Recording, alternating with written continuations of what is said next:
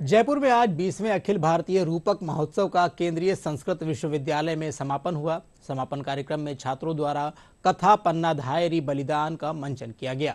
वहीं पद्मश्री अनुपमा होसकेरे द्वारा कठपुतली नाटक का मंचन किया गया, जिसे देख दर्शक रोमांचित हो गए। केंद्रीय संस्कृत विश्वविद्यालय के कुलपति प्रोफेसर श्रीनिवास बरखेड़ी ने बताया कि 4 दिवसीय महोत्सव में विभिन्न नाटकों का मंचन कर संस्कृत की गरिमा को दर्शाया गया है।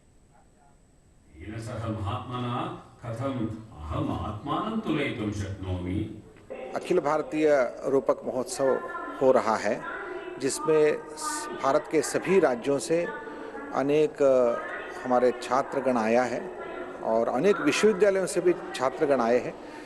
इस संस्कृत रूपक महोत्सव में केवल संस्कृत रूपकों का प्रयोग नहीं हो रहा है, संस्कृत के साथ अन्य प्रांतीय भाषाओं का, जैसे हिंदी का प्रयोग हो रहा है और कन्नड़, तमिल, मलयालम, डोगरी जैसे कश्मीर के भाषा और ईशान्य देश के भाषाएं, भारतीय सभी परिवार के भाषाओं को हम यहाँ प्रयोग में देख सकते हैं, ताकि संस्कृत एक ऐसा सूत्र है जो सभी भाषाओं को जोड़ती है। हमारे विश्वविद्यालय की विशेषता ये है कि संस्कृत की जो प्राचीन परंपरा है, हम उसको तो सुरक्षित रखना ही चाहते हैं, अपितु भाषा जो है उस भाषा का भारतीय भाषाओं पर क्या प्रभाव है और कैसे हम उनको समृद्ध कर सकते हैं, वो भी चाहते हैं।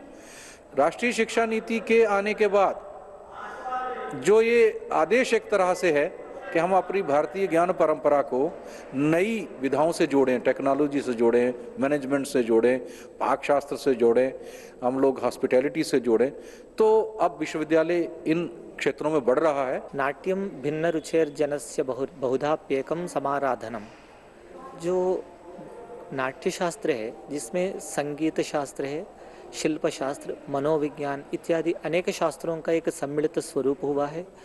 इस नाटक कला के माध्यम से ही हमारा भारतीय परंपरा में बहुत सारे शास्त्र के साथ साथ कलाओं का भी इसका संरक्षण पोषण होते रहा है।